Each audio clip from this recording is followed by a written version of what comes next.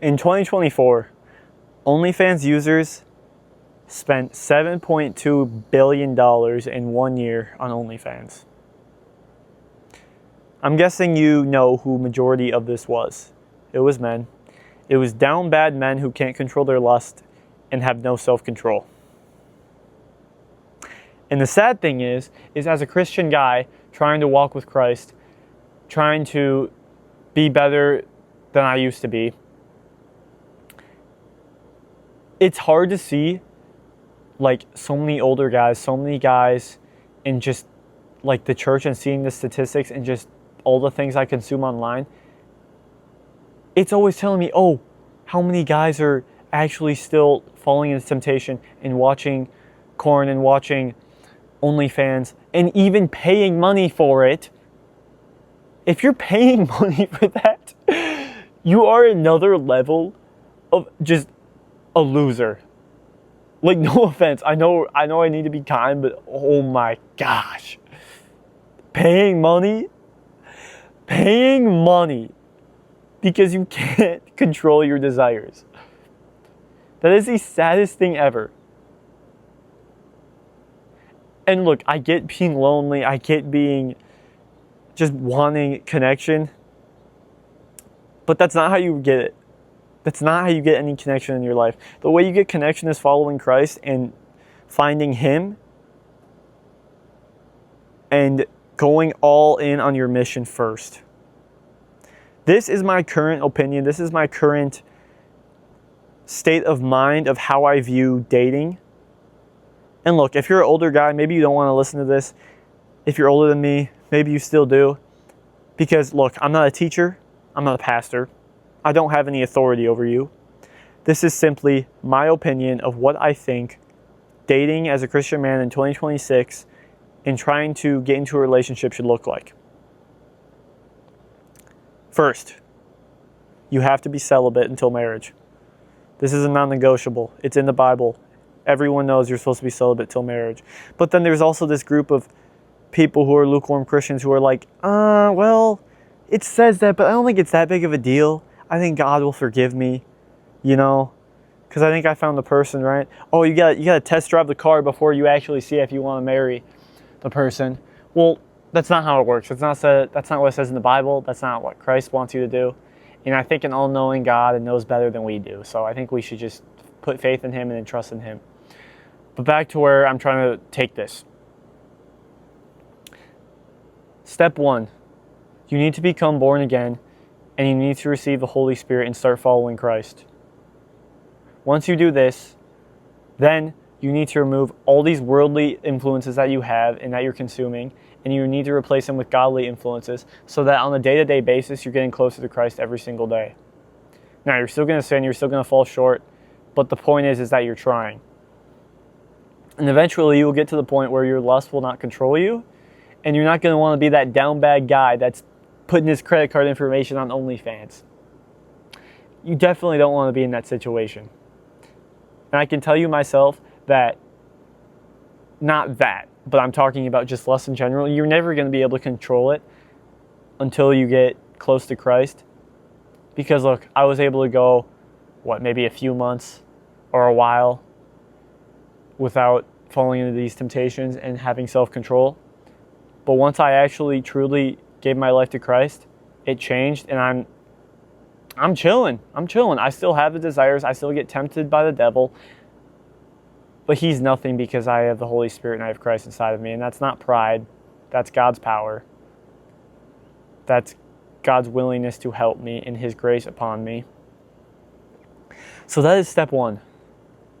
After that, you need to find out what your God-given mission is. And you need to literally just work on that. Work on that for a year or two. You got to build yourself up, build your value up as a guy. Because when you take all your energy and you put it into trying to find a woman, being desperate for just lust, being desperate for gratification and all this stuff, you're never going to get anywhere. Like, especially because I'm at the age where testosterone is naturally higher and you're just, those temptations are a lot stronger. it just consumes you. It consumes you so much, and it's not going to get you anywhere in life. You end up putting women on a pedestal because you just want to get that feeling. You want to get that rush of dopamine. You know exactly what I'm talking about. And it's not worth it. Because at the end of the day, women and all these other people, they're not objects, they're human beings. And you got to see that, right? They make mistakes, they do all these things. But you have this such a strong urge that you don't realize, like, bro, they're just another person. Like, why am I thinking like this? It's insane. It's insane, these guys who spend money on OnlyFans when the girls aren't even that hot. Like, they may be a solid, 7. But you're still paying money. Literally. And then these other girls are seeing these girls be successful, making $40 million a year, and they're like, you know what? Why do I go to college? Let's just do that. Let's shake a little ass. Let's show my body off a little bit. And you know what? I'll probably get some attention. I'll start making some money. That is just a great influence for young women, isn't it? And the worst thing is I'm not going to directly blame this on them, it's men and it's women's fault. Because men allowed this to happen. The leaders of the churches, all of these Christian leaders who said they're following Christ, allowed this to happen. And then, to back this up even further, now there's all of these guys who are down bad, who are willing to actually pay for it, and are positively reinforcing that type of behavior. So it's everybody's fault, because no one stood up to it. And it's only getting worse and worse. Now, step 1, receive Christ, find the Holy Spirit. Then, find your mission. What's the next step? I want you to consider this your wilderness season. Is finding your mission and staying on that with God, walking with God, building your knowledge, building your biblical knowledge up, building your wisdom up, building your finances up, getting to the place where you can actually have the financials to support a family, and that you are physically healthy, and that you are you're the man that can receive that type of responsibility. Because at the end of the day, what is the point of dating? What is the point of relationships? It's to get to the place where you can have a family and be a leader. Because as men, we're supposed to be leaders. We're supposed to be the head of the household. And how can we be the head of the household when we can't control desires? One of the reasons why we're supposed to be celibate is so that you can learn to control your desires.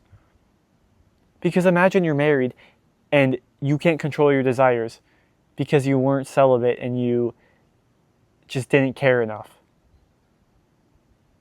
And then you guys end up getting a divorce, and then this ruins your kid's life. And then they have to deal with going to 2 different houses and all of this stuff. There's no point in just modern dating and dating for the fun of it. Like, I get it's fun in the moment, but the point of dating and relationships is to eventually get married and have kids. And I think, as you can tell, our modern roadmap of what people think dating looks like doesn't work. I'm 18 and I can say that because you can just look at the statistics. Look at the statistics of serious Christians dating for marriage, and if they get divorced, the percentage of them that gets divorced versus just the atheist people. There's a big difference. There's a very big difference. Now, what's the next step after that? The next step after that is you will get to the point where you have actually built yourself up enough as a man, and that is when God will give you a woman.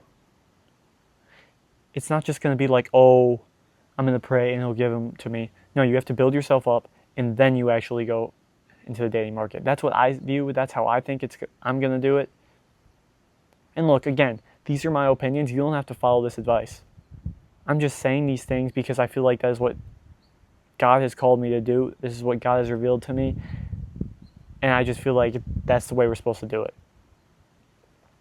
Could my views change in the future? Yes, they could. So take everything I'm saying with a grain of salt. However, this I know for a fact. Once you find Christ, you have to enter your wilderness season. You have to build yourself up as a man, find your mission, go all in on that, go all in on your God-given purpose. And you're going to come out on the other side having a lot better of a life, being able to control your desires, and being the man you have to be to actually attract a good woman that you want, and that you can actually have a family and you're dating for the right purpose. Those are my current views of dating as an 18-year-old Christian guy trying to find Christ and walk with him. Hopefully, if you liked this video, if you thought it was valuable, subscribe, hit the like button, and comment if you disagree. And even if you disagree, that's fine. These are just my views. And yeah, that's the video.